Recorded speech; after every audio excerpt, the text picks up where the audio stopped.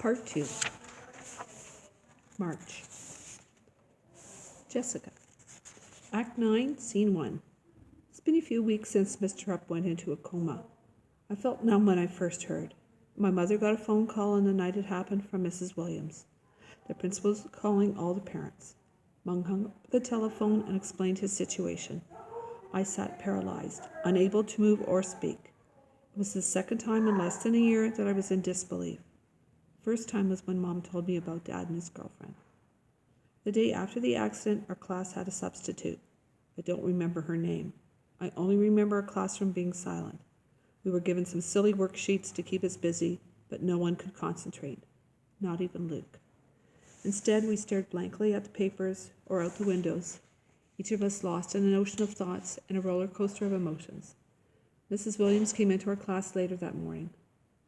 "Boys and girls, I came up here to talk to you about Mr. Terupt," she said from the front of the room. "I want you to know the truth and not some rumor that might be floating around. Mr. Terupt is in a coma, which means he's not conscious." That wasn't all Mrs. Williams said, but that's all I remember. I already knew the truth, but I wasn't ready to hear her or anyone else talk about it so freely. I knew about comas. People don't always wake up from them. It wasn't fair. I needed comfort. I wanted to read Bridge to Terupt and Missing May. I wanted the company of Jessie Aarons and Summer and Uncle Ob. Before Mrs. Williams finished, I did hear one other thing she said. She claimed that the snowball incident was an accident, not anyone's fault. I sure didn't believe that, and I know my classmates didn't believe it either. I wondered if Mrs. Williams thought that Mr. Terupt had let things go too far, and if she did, would he be getting in trouble? I sure hope not. He'd been dealt it enough already. Besides, Mrs. Williams was the one who gave us special permission to go outside. We could blame her, but I didn't want to see anyone get into trouble. I just wanted Mr. Terupt to wake up and fix this mess. Luke. I wanted to go and see Mr. Terupt. My mom and dad didn't think it was a good idea, but I wouldn't listen. I didn't stop pestering them about it. I needed to go. Eventually, they gave in. I stepped off the hospital elevator and stared down the long hall.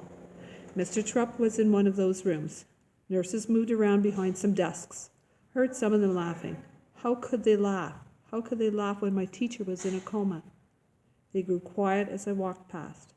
I felt some of them look at me and my mom, but I just kept walking until I saw his name on the door. Terupt, room 404. A palindrome, just like our class. I stopped and took a deep breath. I felt Mom's hand on my shoulder as I walked in. I saw him on his back, perfectly still in his bed. Tubes poked out into his arms. A mask covered his face. Machines beeped. His eyes stayed closed. He didn't move, not an inch. Only his chest rose up and fell down with each veiled breath. I wanted to say something. I wanted to tell Mr. Terupt I was there. I wanted to tell him he was going to be okay. I wanted to, but I couldn't.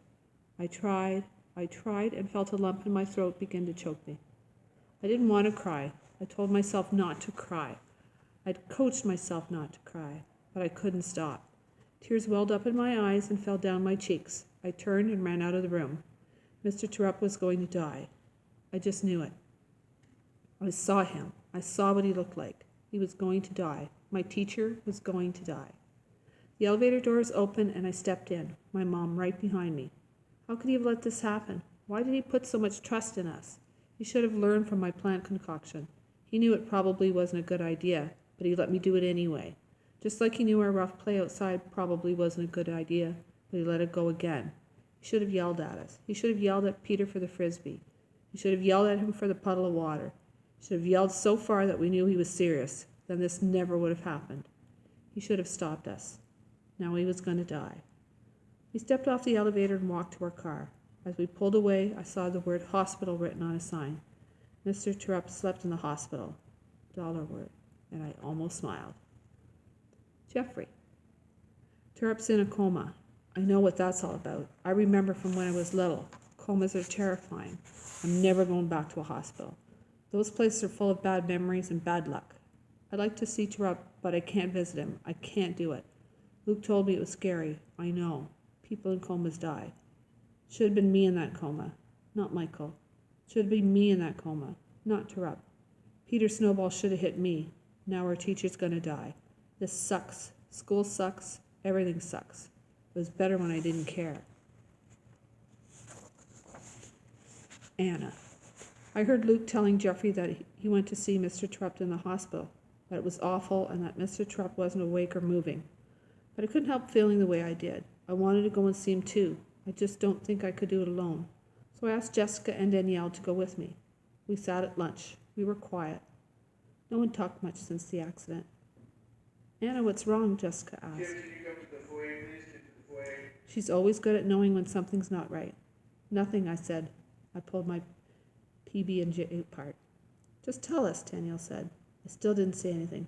I focused on my sandwich, picking at it, but not eating. Come on, Danielle urged. I blurted it out.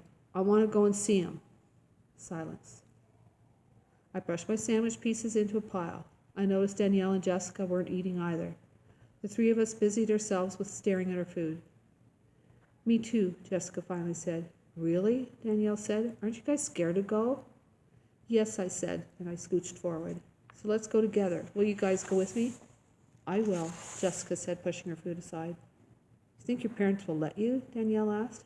She was asking both of us, but I answered. I already asked my mom. She said she'd take us. I'll try, Danielle said. I want to go. We're stronger when we stick together, remember? Jessica said, just like Mr. Terupt told us. Her voice got quiet as she mentioned his name. We got quiet. We didn't talk about him anymore. It hurt too much. Danielle.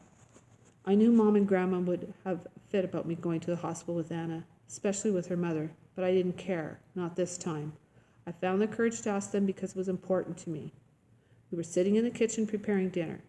I peeled the potatoes, Grandma peeled the apples for one of her delicious pies.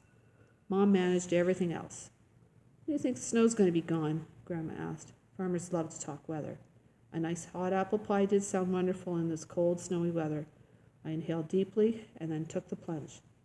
I want to go and see my teacher, I said. Anna's mother's driving her and Jessica. I'd like to go with them. You're not going anywhere with that girl and her mother. We've already told you that, Grandma snapped. Mother, Mom said, I'll handle this. Keep an eye on dinner. Danielle, come with me. I don't like it, Grandma said. Apple peels missed the pile and flew onto the floor. I'm so grateful my mom pulled me away. I love Grandma, but she's like a piece of iron, unbendable. And forget about the teacher thing. In her mind, a teacher's still the person that raps you on the knuckles with a ruler or across the backside with a paddle. She doesn't get Mr. Terupt at all. According to Grandma, this whole incident was his own fault. Seems to me that teacher of yours is only himself to blame, Grandma said one night while doing dishes. If he had more control over them boys, especially that Peter, this wouldn't have happened. I stopped drawing that plate in my hands. He needed a licking months ago, and a good teacher would have given him one. My plate smashed on the kitchen floor. I didn't mean to drop it. Mom, on the other hand, she gets it. I've told her about Mr. Terupt many times, so I know she understands how special he is. We sat on my bed, side by side, not looking at each other, but at the wall across from us. I'd hung my sketch of Mr. Terupt there. You really think you want to see him? Mom asked. Yes. It's not going to be easy. He's going to have machines and tubes hooked up to him. He's not going to look at you or say anything. I know. Luke was talking in school about his visit. He said it was scary. And I don't like you being around Anna or her mother. But I also think it's probably better that you go with your friends than alone. Charlie could drop me off and pick me up. Bed bounced as I twisted to face Mom. It sounded like she was about to agree. Please. Anna. It was time for us to go to the hospital. Jessica and her mother were already at my house. Our mom sat in the kitchen drinking coffee, like they often do now. Jessica and I sat around with some books, but even she found it difficult to focus enough to read. Danielle's here, I announced as soon as I saw the pickup truck pull into our snowy driveway. Mom came to the porch door to greet her with me. Oh my goodness, I heard Mom say to herself. She didn't even realize I was staring right at her. Same old red farm truck. Did she know that truck? I didn't get it. Hi, Danielle, I said as Danielle came up the steps. This is my Mom, Terry. Hi, Danielle, Mom said. Come in out of the cold. Danielle stomped the snow off her shoes on her welcome mat. I took her coat and hung it on her rack. It's nice to finally meet you. Anna has told me so much about you, Mom said. They shook hands. It's nice to meet you too, ma'am, Danielle said back. Thank you for letting me come with you. I'm glad you could join us, Mom said, and you can call me Terry. I led Danielle farther into our house. When I looked back, Mom stood gazing out the door. After a few long seconds, she turned away. She smiled at me and said, "Why don't you give Danielle a quick tour of the house and hang out for a few minutes? Then we'll go." "What were you looking at?" I asked. "Nothing really." "That's my brother Charlie who dropped me off," Danielle said. "I didn't know you had a brother," I said. "Yeah, he's 27, a lot older than me. He works on the farm with my dad and grandpa." I looked at Mom. She's 27 too. "He drives that red Ford everywhere," Danielle said. "Always has," Mom said. "Does it still have a dent in the driver's side door?" "Yes, ma'am," Danielle said. My jaw dropped. What was going on? How did Mom know that? And why wasn't Danielle as shocked as me about her knowing? I looked at Mom before I could get anything out of my mouth. I didn't know what to say. She said, "A quick tour, Anna."